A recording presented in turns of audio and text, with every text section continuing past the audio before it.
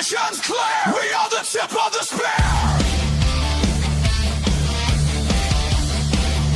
A spark became a fire.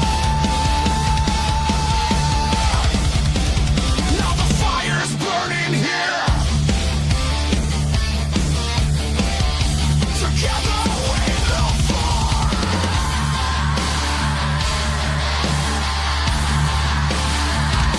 The tip of the spear. Welcome, everybody, to March's edition of Tip of the Spear, a Veterans Roundtable. How is everybody doing? Let's start up top. Gunny, how are you, sir? Good, man. Just it's ironic that Tip of the Spear lands on National Medal of Honor Day this year. So just been thinking about the guys and the women that have received that medal over the course of our country, and especially the guys that I've met over the past 10, 15 years that wear that medal for not only their branch of service but their brothers that didn't make it home. Definitely. Brian Roof, how are you, sir? Well, shit, how could you not be motivated after hearing that tip of the spear? You know what I mean? Damn, bro, I just wanted to get up and start throwing shit around, but doing well, having an amazing day, bro. Looking forward to joining. I know it's been a while, and great to be back on with an amazing bunch of folks. Heck yeah, man. Well, welcome back. I know you had a lot going on with moving and everything else, so definitely welcome back. Mr. JJ, how are you, sir? I'm doing great. I'm just happy to be here. I have no complaints about anything else that's going on, and I don't really have anything to report. I'm just glad I was able to make it this month. Heck yeah. Well, welcome back, my friend. Welcome back. Mr. Travis, how are you, sir? Doing all right. Just getting it done. Man, you stay busy. Let me tell you that. You stay busy. I follow your stuff, and Are you stay approaching busy. like 500 interviews or episodes, bro? Yeah, I'm approaching year 10, 500, like 14 more to go, and then I'll hit that number. 10 years. Holy crap. Yep. That's awesome. Really exciting time, and nice like tonight, make it all worth it. Heck yeah. Mr. Matthew Johnson, how are you, sir? Well, I'm doing well. I'm here just like everybody else, working hard, hustling. I do have a request. All you politicians keep texting me for money. I'm broke as shit. I pay taxes, so stop doing it. I don't want to give you any money. I haven't got any of those text messages Bro, yet. I keep getting all of the fight is on. We need to win. I'm not panicking. Send me money. Dude, you know the government shut down right now, right? Like, why would I send you fucking money? Can you give me a TSA agent's number? I'll send them money instead. Yeah. That's right on. That's crazy. So speaking of TSA, I'm just going to jump in there because this is something that was in the news here recently. Trump is talking about putting ICE agents in the airport. He's not talking about it. They're already there. They're already there? Yep. And it's not every airport. Okay. But they're already in the airports. And they're really just hanging out and talking to groups like we all would if we went there. So they're really not doing anything to help. They're not doing anything. They're hanging out, dude. Coffee. Yep. Well, see, I thought they were supposed to be doing like the stuff the TSA guys were doing, like the security checkpoints and stuff. I mean, if you listen to the lady from the TSA I saw in the news in Houston the other day, those guys are highly trained to send your bag through an X-ray scanner and then watch the monitor when you walk through the meter. Just saying. Okay. They tell you to come over here because there's a little red dot on your pecker, or something. So. Yeah, but they said the ICE agents aren't trained for that, so they can't do that. But it's funny because here, everybody goes to the George Bush Airport because that's the major busy one because there's no line in Hobby in Houston, so they got to go to George Bush. But like 2 minutes apart, they showed like a line, and then they showed like the downstairs was empty because like, oh, it started moving. And I was like telling Becky, I'm like, that terminal at George Bush is under construction right now. So of course they're standing in line right in the front. Now there are people that said at 4:30 in the morning before they opened, right, the lines were long as shit because you fear-mongered everybody into getting there too early. So of course everybody was there way before they needed to be. But I'll tell you, here in Cincinnati, the regular security line at 4:30 in the morning before they opened was backed up all the way into the concourse.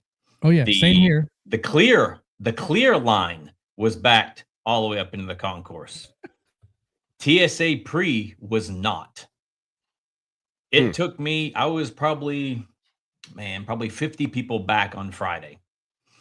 And when they opened up and started taking bags and scanning everybody's stuff, from the time I checked my bag to the time I got to my gate was 45 minutes at Cincinnati. There was a family in front of me, probably 15 or 20 people in front of me. They didn't get to their gate for another 45 minutes to an hour after I did. Gee. But coming home out of West Palm Beach on Saturday, one person in front of me. That was it. Nice.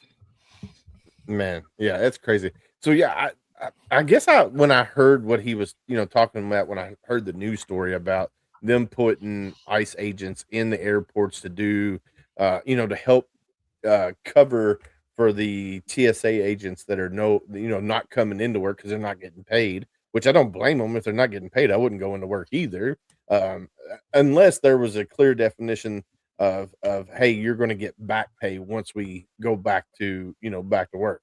Which I don't know if that's the case or not. I mean, they So- should, but at the same time, like I saw something today, 47% of 2026 they have been in a shutdown and have not gotten paid. Yeah. So for over half of where we're at now, there's been a shutdown and haven't gotten paid. They have a whole bunch of people that aren't going to come back because they're not getting paid. Because why would you? Like, that's a lot of risk, right? When you're trying to pay bills, and then think about it. They're putting ICE agents at the airports. Now they can say that things are getting crazier with immigration or whatever they want to do because we had to put these people here. It's all like chessboard moving pieces, man. Like, yeah. I always say, look, try to look at what's really going on. Like, get a peek behind that curtain because there's more than just you can see in front of you on the news. Yeah, and I feel for those guys anyway because they're not super highly paid to begin with. So, I mean, for them to not be taking pay, I wouldn't blame them going to find employment somewhere else. Well, I mean, some good of luck them's in already got today's job market. Yeah, Yeah. some of them already have second jobs. So Yeah. it's definitely crazy. So, all right, Travis, let's talk about your story, my friend. Yeah, let me paste this link in the main chat and the private chat because and you'll understand why. Okay, I get an email from a woman named Emily who reached out to me saying, "Hey, my nephew is in a real bad situation. He is probably if I don't get him help, he'll be thrown in jail for domestic terrorism charges." And I'm like, okay, that's not done halfway. And she's like, the thing is, it was done while he was calling the VA crisis line. I'm like, okay. And we've all gotten crank emails, call to actions before, every one of us here, right? And you got to take everything with a grain of salt. So I'm like, okay, let's look at this.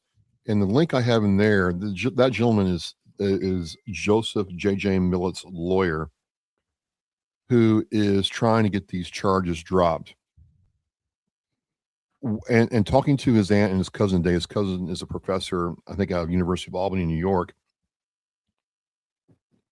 Joseph served in the National Guard and was deployed to Afghanistan twice. He suffered shrapnel damage while he was over there and came back home and became a correction officer for that his county and but had problems, right? And he eventually got help from the VA. Right? Sign up for the VA help, get the VA help. And in January, one of his buddies passed away from suicide, and it really put him in a downward spiral. So he went back to, and this is what his aunt is saying, because you're not going to read this in all the articles that are out there right now in the news medium. He went back to the VA, said, I need help, and they adjusted his meds. After they adjusted his meds, she says, we could notice that, family members noticed that he was acting differently. And so on February 19th, he starts making calls on the VA crisis line that, I'm not right, and allegedly he made what was construed as domestic terrorism or mass casualty event statements. The Vermont State Police asked him, hey, can you turn yourself in? He goes to drive there, pulls over, while he's there to kind of collect himself and turns himself in. And the thing is, he had a pocket knife, a bulletproof vest on, and his revolver loaded. Hmm. But walked up to the police station, handed it all over to him, and turned himself in without any issue. And they got him into VA care. And then 3 days later, they're like, it's great that you called. It's a bad situation that happened, but you're safe. No one's hurt. We feel that you did the right thing. And according to his aunt, they weren't going to press charges. 3 days later, he's in the VA care facility being seen. And the district attorney, whose name is Vincent Eluzzi Jr., who is the state's attorney for Essex County, Vermont, filed domestic terrorism charges against him because he felt that the transcript from the phone records was enough to say that this person was a danger to society. And his lawyer is a veteran and saying, no, this is because the meds were wrong. And the minute they got his meds situated right again, his aunt's like, 4 days later, you could see him come back and understand that this is a really messed up situation. And the concern is from his lawyer, from other veterans groups that are there in the VA, is like, hey, if this is allowed to go through and the judge rules that the district attorney has a case, you're going to have other veterans who either A, won't seek help, or B, take the other solution on the way out. And what could have been, to me, okay, all right, meds get screwed up. I've understood that. We all understand that meds can get screwed up. But the thing is, he called for help. He called the VA crisis line. And yeah, you could say it was a long way around to put it succinctly. But he's alive right now. No one's hurt, and he's getting the help that he needs. We should be applauding this. Yeah. And I'm like, if we're going to use the same standard of proof to put this, veteran in jail, when someone says death to America, or I want to throw firebombs at somebody, or I want to kill all police officers, we should have the jails full of these people, but we don't. I just, and normally I don't get so wrapped around this, but I'm telling you, I'm going to have his aunt and his cousin and his lawyer on my show over the weekend, and you can make the determination then if these people are just, making a big to-do about nothing, or is this a veteran getting railroaded? Right now, I'm going to err on the side of the veteran and say, okay, no one had to chase him down. He didn't hold himself up. He didn't take anybody hostage. He willingly drove himself to the state police barracks and gave them everything they wanted and calmly turned himself in because he needed help. And yeah, I don't know what the transcripts were. I haven't read them. They're not available. But that one action alone tells me that he knew he needed help, and he got help. Yeah. Yeah. So that's just how I feel about it. I know people may disagree with me, and justifiably so, but I'm like, we can't tell veterans to ask for help and then say, you know what? I know you're in this suicidal state or in this weird state. Guess what? You're going to go to jail for 20, and the sentencing guidelines on, he could be in jail for 20 years. Yeah. That's not an exaggeration, because Vermont in 2018 passed their first round of this, which, and I'm not a big fan of the ACLU, but the ACL said, hey, you're going to have a situation where this comes up. In 2023, they made the guidelines more strict. And sure enough, in 2026, we have a veteran that is looking at a long time in jail, losing everything he has for asking for help. And I'm going to, talk to these people more. I'm going to get a hold of his lawyer. And then, if I really feel that this is warranted, I'm going to take action however I can. This is a multi-tiered issue right here, actually, because what's the first thing if you go into the VA with a mental health issue, what's the first thing that they do? They throw medication at it. So let's look at the next tier, right? So first of all, the VA did wrong because they throw medication at veterans, and there could be reasons behind that more than just wanting to help that person. I believe otherwise, but that's a conversation for another day. But then there's the next tier, and that's that when the medication didn't start acting right, he started having thoughts, but he called to try to get help for that. And so I agree with what you're saying, Travis, The very next part to that, though, is that you brought up that people make threats all the time and they don't get prosecuted for it. Well, what's the difference between a psychopath and somebody who is not a psychopath? It's the person that has the the thoughts and don't take action on those thoughts. Well, he didn't take action on those thoughts. He turned himself in. So is this service member in the right? I think that the VA should have done something long before, or the crisis center should have done something for this guy long before it got to the point where there was any sort of a prosecution or anything like that. And it sounded like that's where it was promised, but now they're wanting to do something about it. I think this is wrong. Yeah, I would agree with you. It's multi-tiered, like you said, and I've talked to numerous veterans that have been on medication for PTSD, whatever. VA just ups and changes like the medication. They're like, oh, well, we're gonna put you on something new, and the problem is the medication. Like, all right, so the therapist puts them on this medication, then they change it. Well, what they don't do is talk with the primary care doctor and see what other medication that veteran's on, because there is I forget the name. It starts with the T. What's going on, Steve-O? It starts with the T, and it has an adverse reaction to a lot of the other medication that we as veterans we take. If it's a And VA therapist, they have access to all the other meds. right, but they don't see it. They don't look at it, is what I'm saying. Is for some reason, like when I asked the veterans that that I have talked to, they're like, well, they didn't even look at my other medication. They're just like, hey, we're going to change your medicine to this.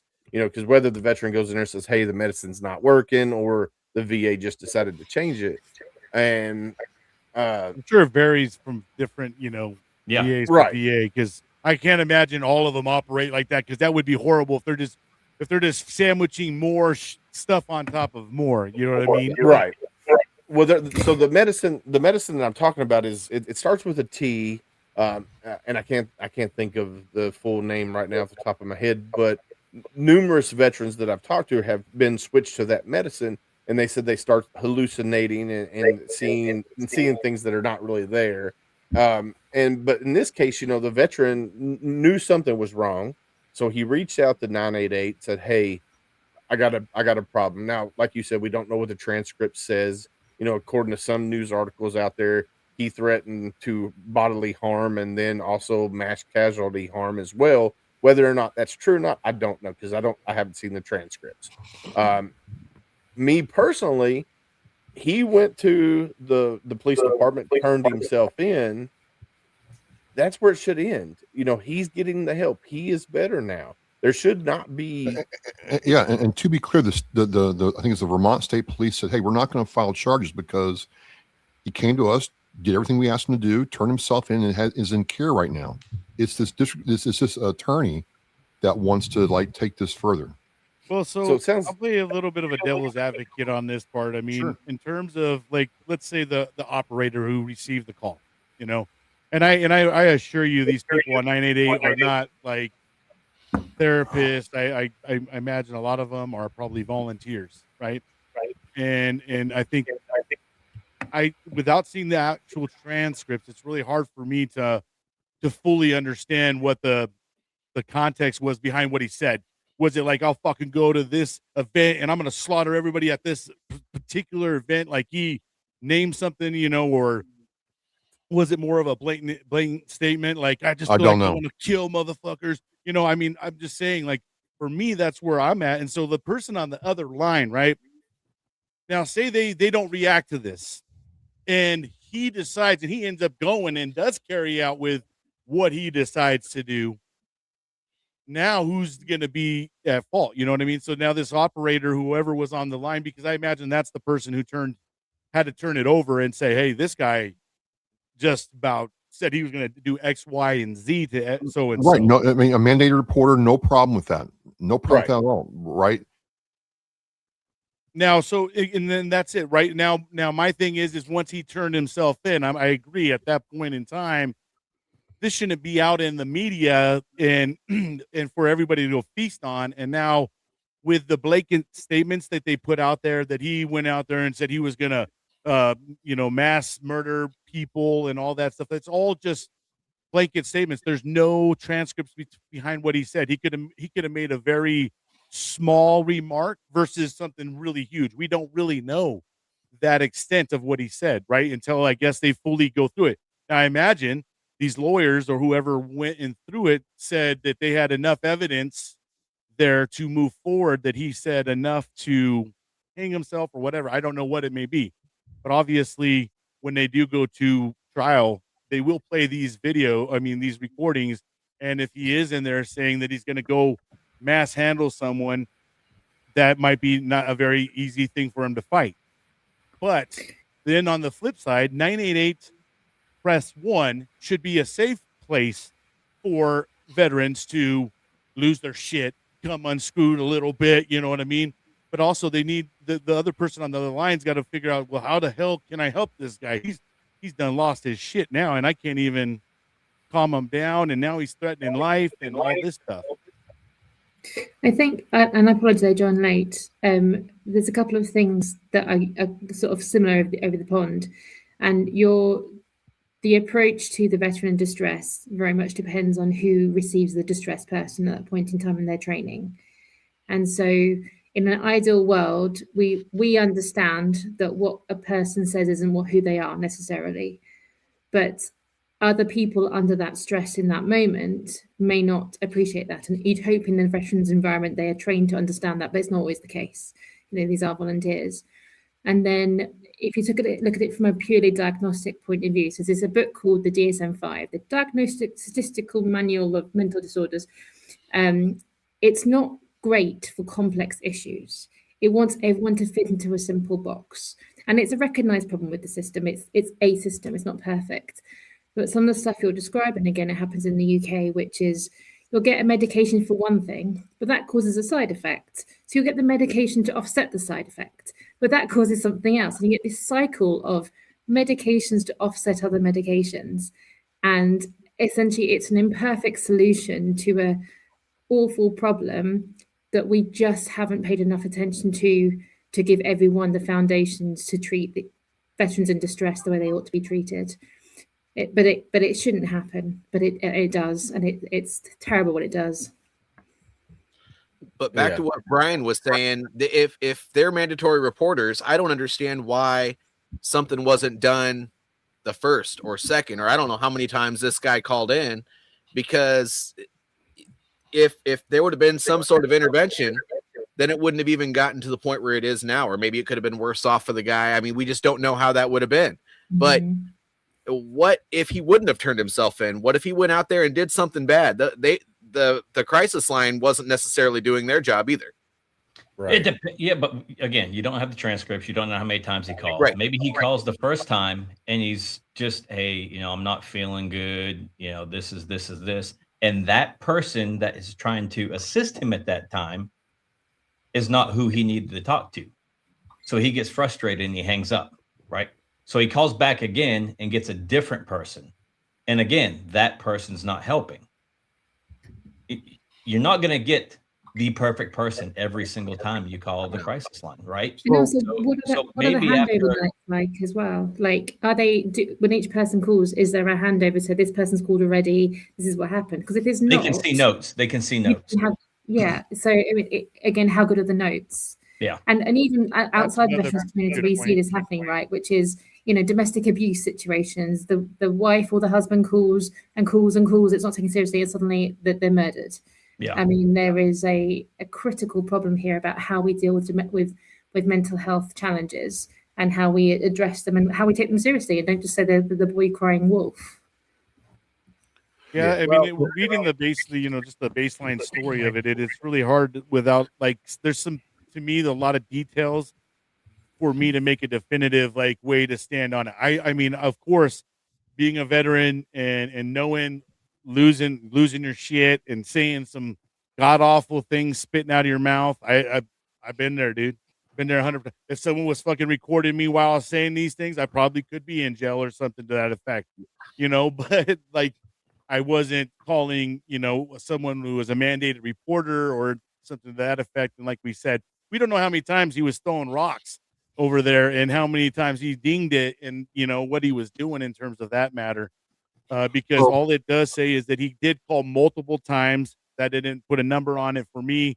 And then it also just gave the blanket statement of he talked about doing like a mass, casualty of killing. You know what I mean? So it's very blanket statement without any definitive action So there. For me. his aunt Emily and his cousin Aaron are going to come on and talk with me and answer a lot of these things, probably Saturday or Sunday. And I'm scribbling, taking notes. I didn't have a lot of time during lunch, but I didn't get the sense that this was just, for sensationalism's sake. Like, hey, my nephew's going to jail for a long time, and it seems like he tried to get help. And I keep going back to if the Vermont State Police didn't see a need to charge him with anything, that to me is a big tip that this might be getting blown up more than it is. And Yeah. I'm hoping to talk to his lawyer. They said they're going to try and make him available to me to tell what he thinks as a lawyer and a veteran. So, and then also what's not being told is the local VA and the VFW up there are marshaling the troops to try to get him a fair shake. So they're meeting with the lawyers tomorrow to discuss what happens next. It really bothers me because again, we tell our brothers and sisters, pick up the phone. You're going to get help, and hey, and especially if you're a law enforcement officer, correction officer, first responder, you can ask for help and not have anything. There's no blowback. Well, yeah, there is. Yeah. And I just I'm not like waving the flag, circle the wagons, but depending upon what you all think of the conversation I have with his aunt and cousin and sister and possibly lawyer, it may be time to. No, So that's all I'm asking. That's all I'm asking. Yeah, but because Yeah. I feel like they're really horny for the guy, man, and they really are. They're going after him hard. And for me, what kind of evidence do they have for them to really want to prosecute him so much? You know what I mean? And who's leading the way at prosecuting him? Is it the 988 hotline? I mean, who's no, it's the Essex County state attorney. yeah. So that Sounds like the that's state attorney. yeah. It sounds like the state attorney's trying to run for a different office, and he's trying to make an It's that- example out of this Yeah, guy. that example. That's what I'm saying. It's like I can't grasp why they would spend, because they're going to spend a lot of resources on this case right Yeah. here. Yeah, You know what I they're mean? gonna A lot of spend a lot money. of resources on all of this stuff like that right now. You have to think about the situation that's going on. You got to look at, I don't know. I think for me, listening to everybody talk about it and the situation, the story, it's like more of a big picture thing. One thing that I would say, Travis, I agree with you 100%.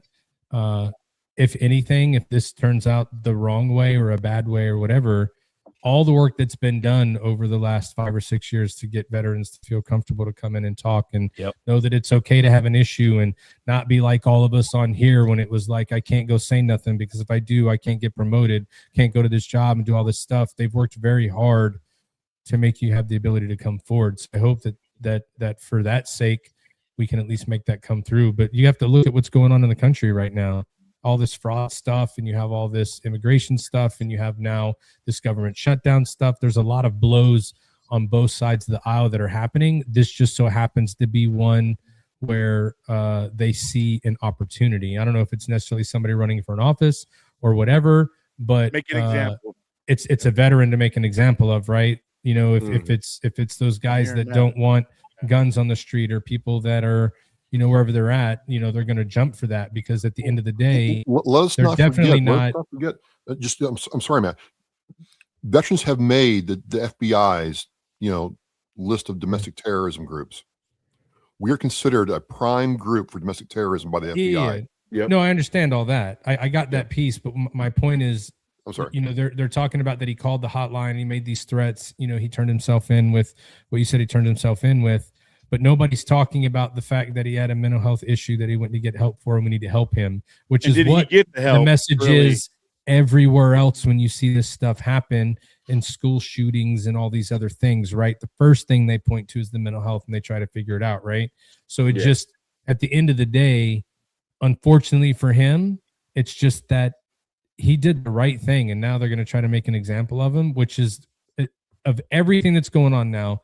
that's going to hurt the entire veteran community on Yeah. top of him. And that's the piece that I agree with you with Travis on the whole. Like, we've worked really hard to get it to where people can come in and look for help. And now this guy feels like the police, who it's their job to investigate, by the way, and it's their job to see if it's credible or not. And if they said no, you're just going to say yes because you want to, because you want to, I don't know, you're trying to champion something or whatever, like everybody else said. Yeah. That's a bad situation. However, too, though, at the same time, I'm interested to see your conversation, Travis, because I would like to see everybody talking and see what they say and hear everybody out, right? Because there's always the left and the right side of a story, and the middle is where it meets. And so, like, where does it come in and that point, you know? Because this story could say he called several times. That could have been like he called his aunt and then he called the hotline, or he called the hotline 4 times. Exactly. We have no idea, because they're only going to give you what's going to charge you up in those things, whether it's us on the veteran side going, that's jacked up, or that same exact story is going to cause people to be like, see, this is the problem. That story lined it up perfect for people to react the way that they wanted them to. And that's the other problem right now, I feel like, with journalism, is they don't want to, like, what's the story, right? Like, let's be objectionable about it. And you don't see that happening. And it hurts guys like him. And that's the part that's going to be, you know, difficult to watch when all this stuff plays out, is what is really true and what is theater. You know what I mean? Yeah. So So not JJ only said does- it earlier. He made a really good point earlier, is that Mike, if he called multiple times, did they not have a house call at any point during one of those calls to go check on him and say, hey, bro, you all right, dude? Like, you know, like, you definitely seem like you need a little bit of a house call, or, you know, a check-in on. I mean, did they? But you also send don't any hear what the resources, hotline or- did to help him too, right? You're not Right. hearing Yeah, what they may have exactly. put in place, which they Right. may have done some stuff. They're leaving out those key components. In my opinion, from looking at the world today, they're leaving out the key components that give you the real story to in the beginning of where we're at right now, for me to feel like on the same wavelength as Travis, of like, I'm leaning towards the veteran, but they're not going to give you that information because that doesn't sell tickets. You know what I mean? No, domestic. No, all they want to Mission say doesn't- is a veteran made a threat about mass casualties. You know what I mean? And they don't want to put no context behind it, and that's the Right. problem. When you go and look at the social media little blurb that I saw, it's literally, dude, like about a paragraph, and it's just keywords. You know what I mean? Without any Clickbait, meat and dude. potatoes. yeah, Yep, it's 100. definitely Yeah. clickbait, rage bait. There- Pippa, I can mean- you see Pippa? Can you see the comments? Because there was a question over there. Yeah. Yes, I did. So to answer the question, I'm not Careful aware. how you of answer any- it. So again. So be careful how you answer it. Yeah. They'll come and take me away. No, so I'm not aware of any examples where this has happened, right? I believe it's a genuine fear that people have, but what people forget is legally under UK law, the UK law recognises mental health conditions as a disability, and therefore you are protected in the Disabilities Act in the first place. So just saying that you have a mental health situation doesn't get it taken away. And I was trying to think of like famous people as an example, and who Americans might know.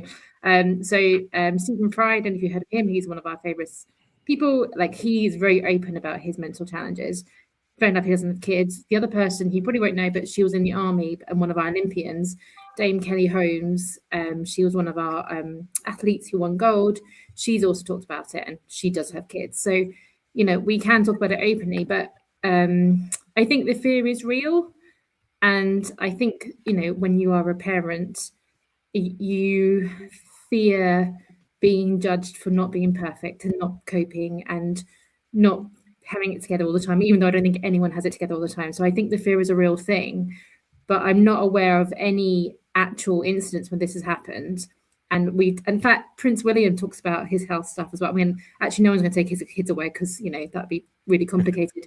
But I think the fear is real, but I don't know of any instance where it's actually happened. The only time children are taken away legally under UK law is if there is actual evidence of harm to the children already, or if, for example, it's not to do with mental health per se, but like the combination of factors. So like if the person has a mental health challenge and they can't look after themselves, and by default they're not looking after their kids, that would be cause to take away, and that'd be local social services. When you, William, when you write about the UK government, to me that means like London and Parliament it wouldn't be at that level. It'll be at a local government level if it happened, but only for those circumstances. Yeah, that's kind of like here in America as well. So sounds like it's about the same. So hopefully that answered your question, Steve-O. Oh man. All right. So I saw an article. I'm trying to remember where I saw it. It was on military.com. And this is a good article because it was a Pearl Harbor survivor. And he's celebrating his 106th birthday Dang. on he was celebrating it somewhere with a bunch of other veterans, military.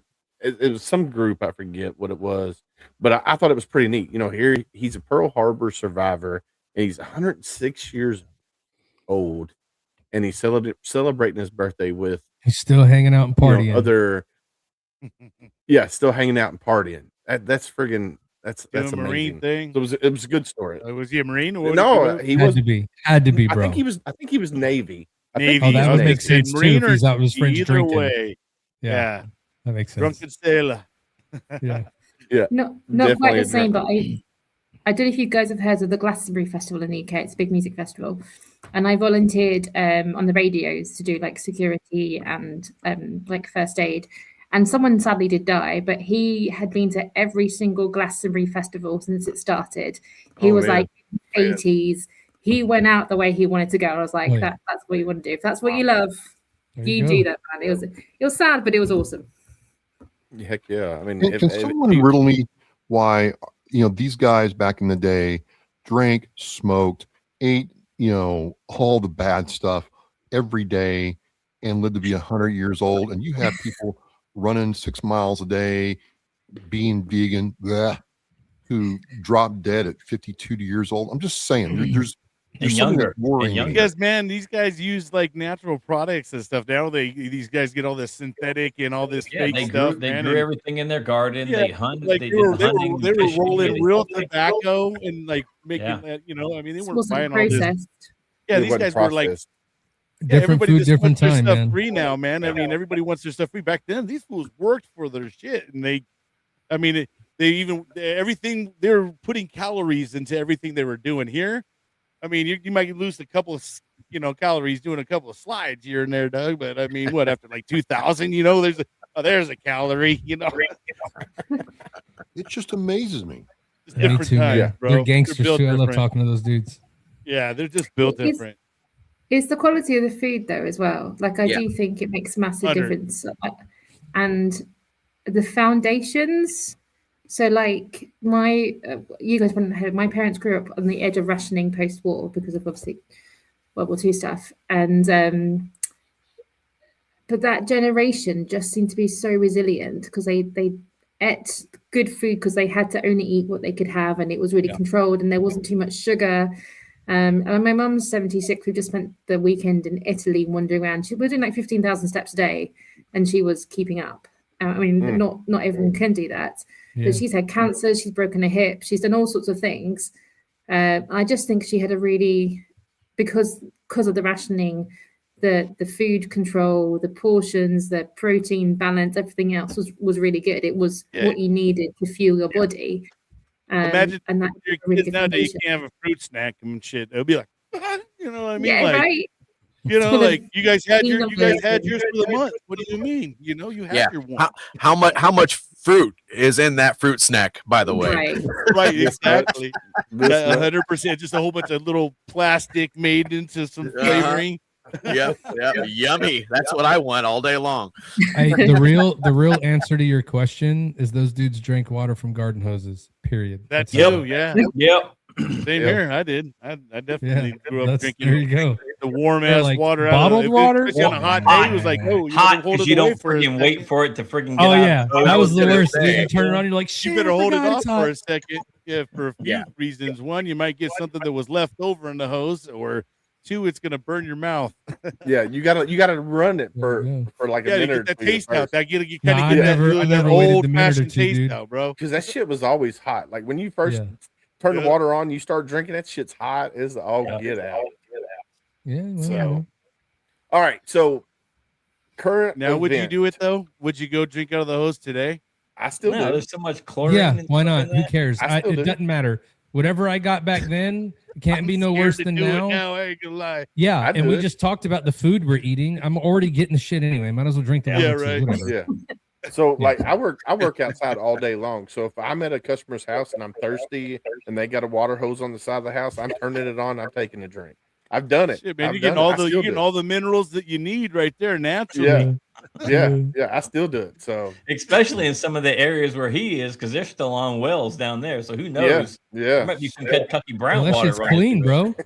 it's Kentucky well Next thing water. you know, water. Willis is celebrating 106 years. Like I've Hey. been drinking out of a hose for many years, fellas. Yeah. So when I was growing up, I lived on a farm. We had our own. We got milk from the cows that we were milking. We had a big garden, so we canned everything.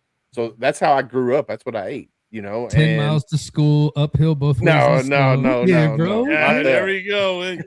Telling the grandpa tales. No, not that. But yeah, we lived on a farm, but we grew Minus all the 20. food that we pretty much ate, and Yeah. and still today I try to eat like I'd rather go get a deer and use that for burger and meat instead of going to the grocery store and doing it. So like sometimes we'll buy half a cow or half a pig, and we'll use that from a farm and not from the store because it's better for you if you buy it from a local farm. So, Dude, have you ever had like anything like in a garden that you grew, like fruit, vegetables? It is like Tastes so the good. best ever. yeah. Like, oh Yeah. my gosh. Like you just goes to show you what you're truly missing when it comes to taste. I would When you truly actually go die from too like because I garden kill to the all that table, shit. bro. Garden to the table, different taste, different flavors. Yeah.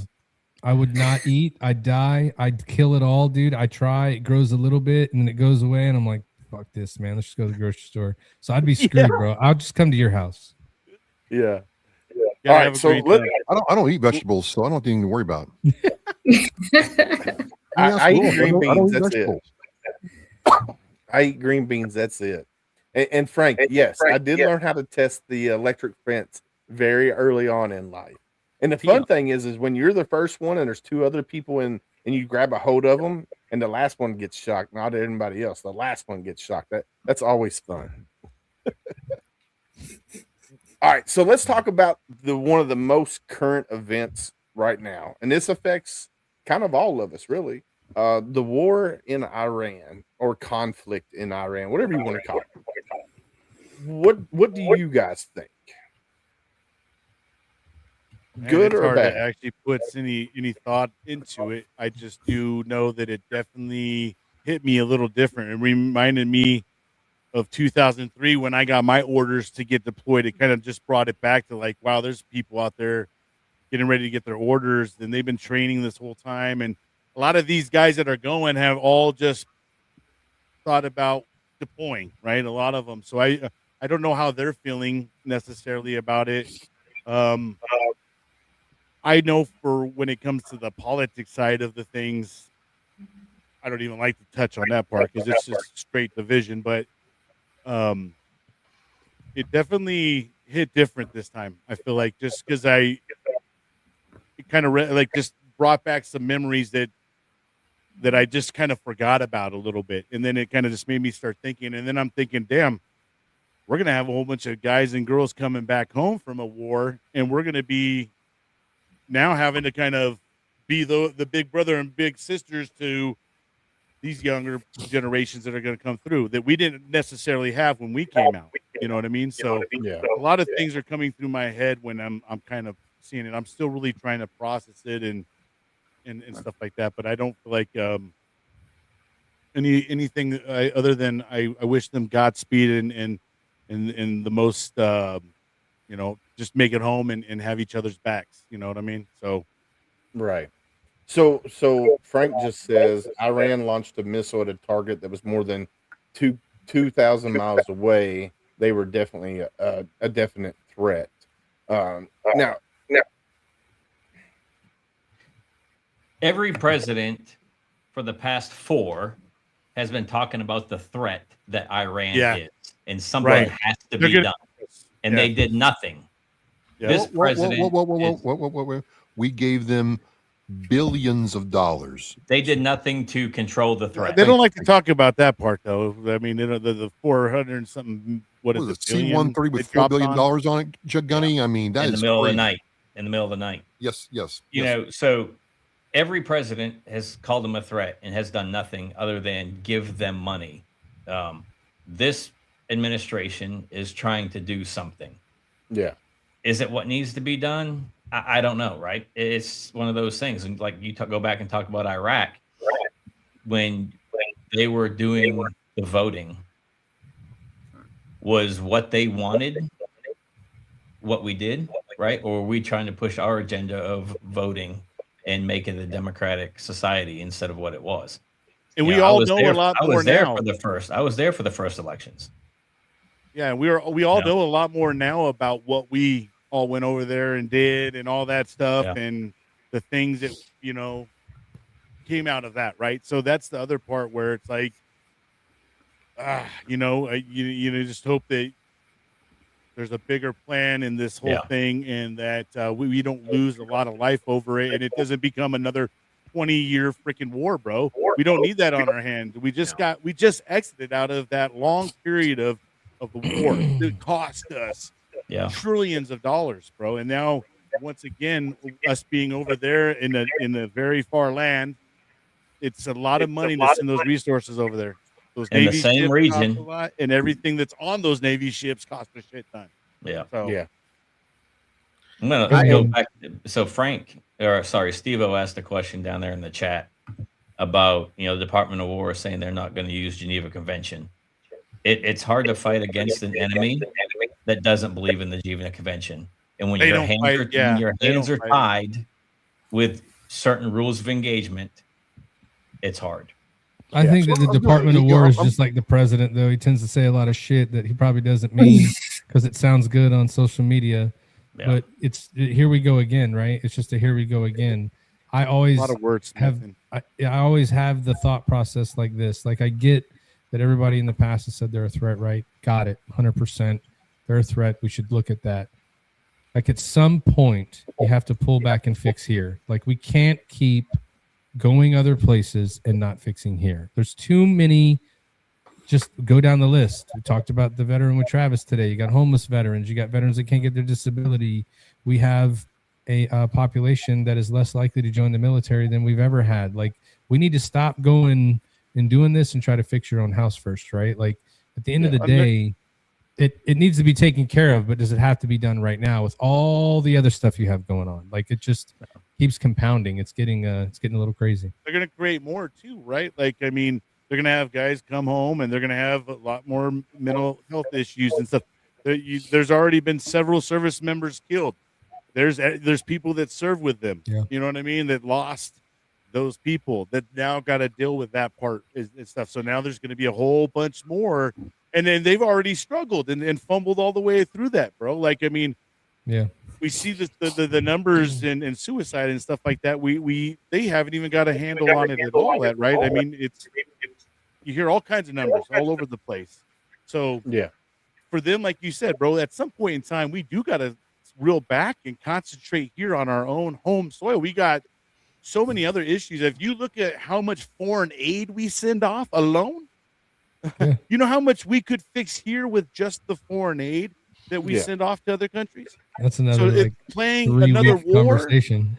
Yeah. Keep playing other wars and keep playing other wars with these other countries. Then some of them are not our war, but it's coming out of our resources. I mean, Yeah. at some point in time, bro, we got to start looking at this and say, gosh dang, guys, they're going to keep trying to go print more money. The money, the value of dollar is going to go to shame. That's why they're trying to go to a one world dollar and everything. And they're just trying to kill this dollar by Yeah. war. And now they're like, oh, we can't get oil because of this either, right? Even though we get like 50-some% from Canada and all this other shit, but they start blaming all this other stuff. So it really just starts breaking the economy. So they know that they're doing this. Yeah. It's a systematic thing, bro. They're just trying to Leapfrogging, break. dude. It's So they can leapfrogging. why they break the system, they recreate new systems. So Yeah. someone is out there trying to recreate something that's going to work into their favor. So just know that everything that we usually do is some reason for another.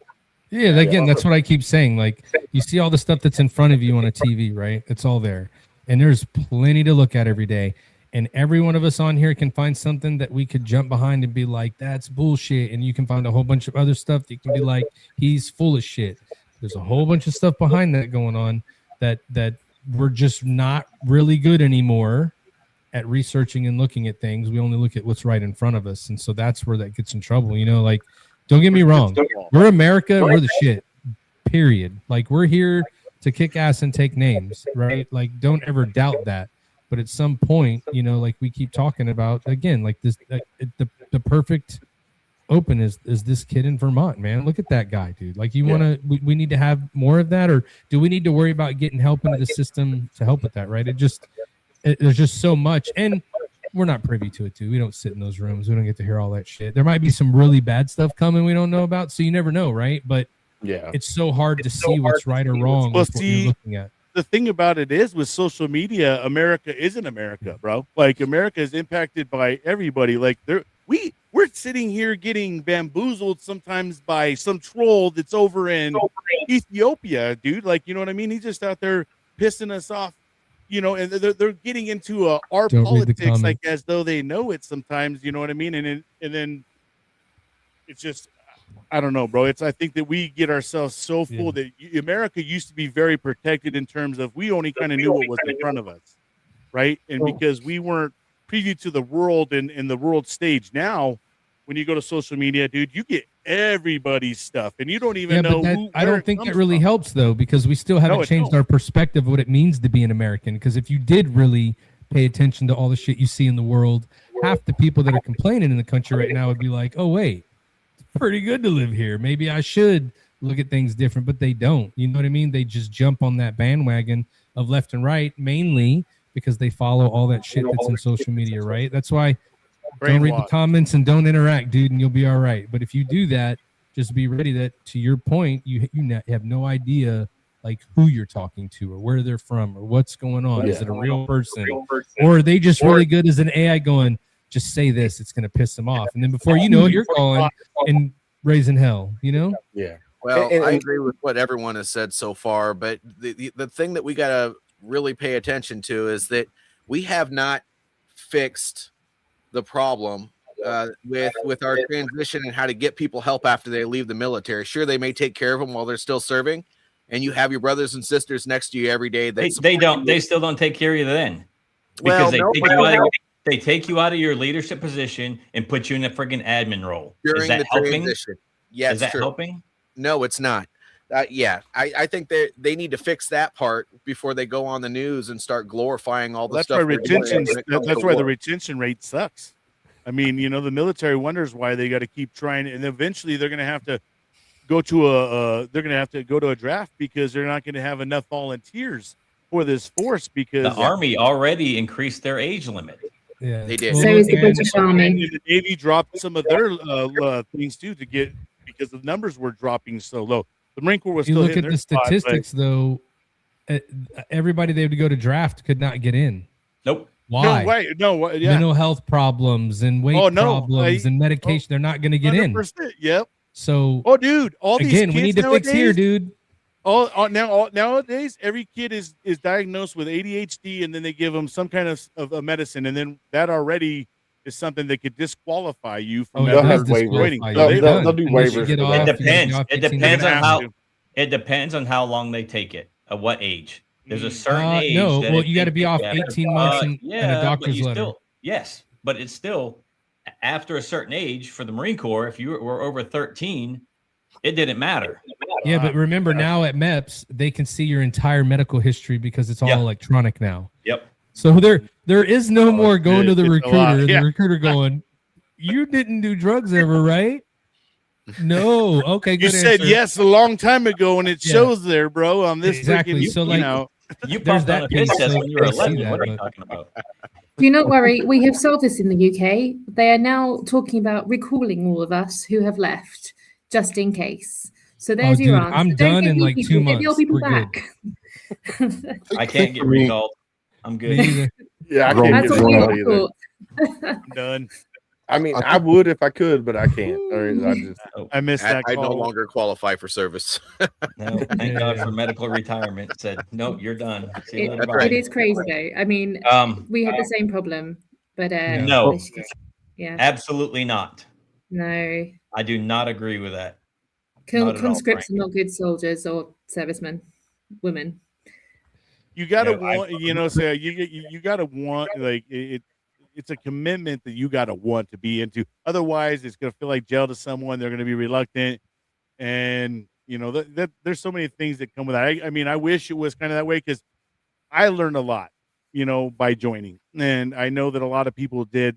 Whether you got the deploy or didn't deploy, you certainly learned a value of things that real world doesn't teach you. So, at least you can join, but I don't think that if you make everybody do it like as soon as you turn 18, you got to do 2 years or something like that. I think that you're going to have a really bad force of people at that point in time, and now you're going to lose focus of the ones who really want to be there. Yep. And now they're just going to get lost in the sauce. And like I feel like, and I'm not trying to ding anybody, but I feel like the Army is very big. And so when you hear a lot of some major like things that I've heard, like, and I'm not going to say Marines don't do this, but you do hear a lot of this. Like I've heard like nades thrown in tents of the Army, them going into medical facilities and just, offing each other. I mean, I'm just like, wow, bro. Like, and they said these guys were having problems, but do they just get lost because there's so many people? Like, I know in our units, a lot of times, boy, we were super close, bro. Like, you just knew everybody. You know what I mean? You knew who the Schmuckatelli was. You knew who everybody was inside your little group. I know in the Army, though, bro, I know that they are just really big in number, and I feel like some of these units are so big that maybe they lose track of some of their people. Well, I So think you think all military- services have that aspect of it where they have their small teams and then they have a large element, especially like a transportation element or an infantry element. Those are usually a little bit bigger. Obviously, they're broken down into teams and stuff like that. But I think that to say that one service is more populated than the other, I'd have to see the numbers, but I think the MTOs are based off of what their capability is, not necessarily. Yeah, I mean they're all going to be similar, but like if we could even just bring back that pride of service too, right? That's if we can get that instilled again, that's where the all volunteer force makes sense, right? Because you do get people that want to be there. If you like to the point is made, you force people to be there, they feel like they have to do it. They're in there. We already have a problem asking people to show an ID to fucking vote. Could you imagine if you're telling them you're going to go serve in the military? Oh, like God. Oh yeah, there's just all these things that compound into that. And I think again, as Dude's we're just having been this playing video conversation- games for the last 8 years. Like, Look- now you look want him at to go the- do something? Yeah. Look at the algorithm in the cloud there, right? Oh, they increased the age. We're gonna bring a draft. This guy's getting in trouble here. We're going to Iran. This abroad. Like, there's just so much stuff being hit at us. And I mean, I'm just a firm believer. All this crazy bullshit has been happening forever. The only difference is nowadays, like, it is instantaneously in your hand. Before you'd read about it in the paper 3 weeks later and be like, damn, that sucks. Like you just wouldn't see it as much as you do now. And now, I mean, fear drives a lot of shit, dude. So the more fear that they can put out there and show people, like, the more they're going to get charged up. It makes me curse at the TV a lot, so I don't do that much anymore because my wife said I can't be cursing at people on TV because they can't hear me, but I think they hear me for sure. But it's just frustrating to watch because you watch all these different things, or you watch different channels, or getting different perspectives, and they're talking about the same damn thing, and you're like, they just both said different shit. What's true, Yeah. right? yeah. But also to your point, because it is everywhere, I think it's blown out to be bigger than it actually is. Like you say, it's all these kind of things have always existed. Like the military's always been a microcosm of society. We've always had the extreme behaviors, extreme personalities that have made it through the system. We just are more aware now when something goes wrong, and it's blown out proportion a lot of the time. Whereas if we just had it back to where we had our small, well, not the British Army is no bigger than the US Marines, so we're quite small anyway. But like handling it in house the way we used to, as opposed to, oh look, this dude has suddenly, I don't know, TikToked the whole thing, and now every man and his dog has an opinion. And it's social media has been a killer, I think. Bro, why that shit is still allowed? Like, Oh look, gosh, you are not allowed to put shit uniform. about your unit Uniform. on fucking TikTok, dude. Like, if you do that, you should be in trouble. Like, Yeah, at I what don't get that point? part. Like, they're living the life on social media. That shit is so Oh, yeah. frustrating. Doing Beards it- in the sit Navy's there and- frustrating. The shit's all frustrating, dude. And Well, then they're you doing see it from them a young complain. age all the way up to the senior ranks. I mean, it doesn't matter. They're sharing everything these And days. complaining, bro. Yeah, just like some of them are like, just how bad they hate it, and they're just sitting there. Well, I Just mean, they did tell me a destroying it, bro. bitching I'm like, sailor's a happy sailor, so they got to all be happy if they're bitching. You know what I mean? Right? It's to the point where it's compromising operational data, right? So we just had in the UK, one of the French destroyer carriers was identified its location by some dude putting his Strava up and running around on deck. Yeah. You're like, what kind of fuckwit allowed the dude to have a phone in the first place on operations? But like, it's the standard procedure now. Everyone has their phone because they have to TikTok the damn thing. Man. Yeah, social media is. I think social media is going to be very detrimental to all the branches. I mean, because They're starting to really crack down. I do know that much. Yeah. Oh yeah. It's stupid, crazy. You know, here you they are can- at a fob in Kuwait, and they're doing TikTok lives as bombs are coming in and stuff. It Bro, just- you can watch people running from drones in Ukraine right now, dude. Yeah, Like, Yeah. straight like Well, some you of are it- in Call of Duty Modern Warfare, like right now, watching it as if you're playing it on the video game. Like you You do and gotta these watch young out. kids see that, dude. You know what I mean? It's like oh But my it gosh. normalizes in it a way that it shouldn't be part of our society. Yeah, yeah, Like yeah. I work with drones in Afghanistan. Well, I'll tell you what's killing us too. Sorry, Pippa. then you go for it. Is AI. It's just like Steve-O said Yeah. right there. AI, because I even watched this bombing, and it looked like the dude was like right on it taking a video. I was like, there's absolutely no way that person could have been that freaking close to videoing an explosion that had gullible, like a dude. straight up like a mushroom cloud. I was like, dude, that fucking phone would have flew. I mean, there's just no way. Yeah, So we're gullible. and then I seen other AI videos too of it straight up being guys in military uniform and saying like stupid ass things. Oh, know, yeah. But what's wild to me is how many people actually buy into it, right? And that's the scarier part. A lot of us who've joined, we're like, oh, first off, the you could always tell by the uniform something's completely off. You know, but they're don't wearing lie. weird When you things. see those AI videos, you're like, I don't know. A lot of shit has changed in the military today. That shit might be I true. know there is. It does make you question it, man. It does Yeah, it make you does. question a lot of it. But that's the problem with AI. Now you don't know what's Yeah. real and what's not, man. Well, And, Yeah. and that's the Brian, scary let's part. talk about what is real. I mean, listen to what our president and our Secretary of War is saying publicly to everybody in this country right now. They are glorifying the shit out of everything that we're doing. We're gonna bomb this person. We're gonna kill their ass. We're gonna do all this stuff. I mean, listen to the way that they're talking about this. They're not. They're making it sound great, but we have all these problems with the people who have been serving in war the past 20 or 30 years. Yeah. They're not saying what war actually does to a person. They're just saying, let's go kill their ass. Yeah. It's the Hollywood version. Yeah, the Well, that's Hollywood the part version, about yeah. it is they the resources that they get or they use is only to apply towards the mission, mission critical stuff. And they don't realize that we are a brand. We carry our service with us. Like once a Marine, always a Marine. That is instilled into us from the day that we go and step on those yellow footprints. So when we get out, we're gonna call ourselves fucking Marines, and we're gonna represent ourselves as Marines. Do you want us to be that guy that's the broken dude and all that stuff, or do you want us to be that hard charger that's out there leading the way and showing people, how we can get along together regardless of fucking what color you are, what religion you are, what your political stance is, and there's a lot of things that we can show, but I feel like they put such a stigma on us, like that story that we were just talking about. They go out there, they make him a threat. They make him seem like he's, a god awful person, and now they just accentuate it. Now his community now is like, oh, there's that guy, and now everybody, no matter what, bro, you put that perception, good or bad, into the public, it's left up for their perception on how, wherever their perception gauge is. And everybody's perception gauge is completely different. Perception yeah. isn't always reality. It's perception is what you make reality sometimes. How many people have kids, and their kids will say, I thought about coming to your house at nighttime or something like that, but I know your dad's a veteran. ... No, I never had that.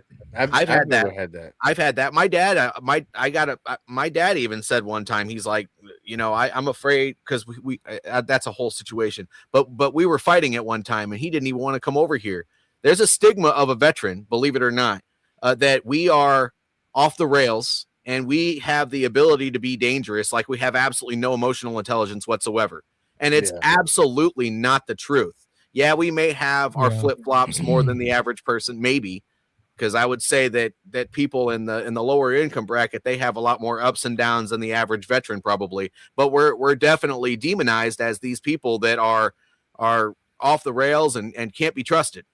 Yeah. Well, that's why I appreciate what everybody on this panel kind of does and has podcast shows and stuff, right? Like, so now what you guys are doing is you're bringing reality to others that may not get that experience. Now we're sharing our world with them.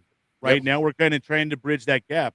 Hopefully, in some of these shows, family members are watching this, because I hope that a lot of times too, so that way they can get a little bit of an understanding why some of us lose our shit. We go 0 to 60, why we think the way we do, why we check exits and all these types of things. After so many different interviews and so many different people and listening to them, you get a very good, clear picture. Like, these are good people in your community, so don't just, put them off in the corner and leave them in the dark. Go over there and say, hey, thank you for your service. Shit, man, I appreciate you. All those kind of things, because less than 1% of the world right now is serving our country, dude. And there's only 5 or 6%, something to that effect, that are actually veterans that serve their country. So a large portion of the world has no idea what this panel and a lot of our brothers and sisters have gone through. All right, guys, it's about that time. We need to wrap it up. So let's run it around. Brian, you remember how to end the show? We'll start with you. All right. Well, hey, wanted to say thank you guys for having me back on. You guys ever get a chance, check out Every Day's a Saturday, USMC Veteran. We have a coffee talk element, and we're talking about yelling out loud. Thank you guys. I hope you guys have an amazing day. Don't let the day kick your ass. Make sure you're out there kicking it. We'll see you guys. Awesome. Matthew Johnson. I forgot how to end the show, but I'm just going to go off what he did. Thank you for having me. I'm glad I get to get on and talk with everybody. Triple Threat Vets, we're live every Thursday at 7. Tomorrow we got an amazing guest. Don't ask me his name because I forgot. Ty does all that stuff. I just interview. If you're a veteran, go out there and talk to somebody in the community. We just ended this thing with saying, a lot of people don't know a lot about us, but I do think that there's a big portion of us that needs to get out and let people know who we are. Can't just be on a podcast. It should just be out in your everyday community. So if you want to make a difference, go get involved in your community. Do something. Go to a VFW, go to an American Legion, go to a school and volunteer, whatever. Be the crossing guard. But get out there, get involved, and get some purpose, and you'll see that people will look at us a lot differently because we just go to continue to do the things we did in service. And with that, hope to see you guys next month. Heck yeah, brother. JJ, you're up, sir. Well, I don't think I could have said it better than what people have said so far, but I will say that feel free to check out what I'm doing out there. Speak Up, Show Up, Lead. That's the name of my podcast. You can check out my book. I have Speak Up, Show Up, Lead. That's the name of it as well. But I just appreciate everybody, especially you, Willis, for allowing me to come back on here and share my opinions. I'm glad I'm still able to be a part of the group here. Well, we're glad you're here, and you're welcome back anytime. Miss Pippa, you're up. Thank you all for having me. It's been a while. I think I'll leave you with, we've talked about sort of the perils of social media a few times. I think what I see from the UK and in Europe, it's really easy to be offended. It's really easy to be polarized. But when you talk to people, we are all flesh and blood. And so before you get angry, before you judge the veteran, before you judge whoever, try and have a conversation. Just try and reach out and kind of go, we are more alike than we are different. Because I think right now we need to remember that. Amen. Mr. Travis, you're up. Sure. First of all, thank you to everyone on the panel for listening to me talk about Joseph Millett, JJ, and I'll be having his family and other people on to tell their side of the story. And what I'm hoping happens is, at the very least, we get some clarity. But the best case scenario is kind of like with what the VA tried doing with veterans getting prescription, medication, then being classified as healed. Therefore, they no longer qualify for VA care and benefits. I think people didn't understand how the veteran community would come together. And if this does get legs, if we actually come to the decision that this is actually, worthy of taking up the charge and fighting for this, I hope that people understand that when you mess with one of us, you mess with all of us, and that no one fights alone. So this is a small slice of that mindset, and I'm happy to be part of it. Thank you. Awesome. Thank you, Travis. First off, I want to say thank you for everybody that came out to Tip of the Spear, all the panelists and everybody that's come, whether they're commenting here on any of the platforms over here on TikTok as well. I want to say thank you to all of you guys. And I love doing the Tip of the Spear because we all have difference in opinions on everything that goes on within the veteran community and globally, right? So we get to talk about all of that. And the good thing is once we're done, we're still friends afterwards. And that's the good thing. We can all have different opinions. We got Miss Pippa from across the pond there. Her view on things might be a little bit different than our view on things because, for one, she's a lot closer to it than we are, right? She's there, so her opinion is going to be different.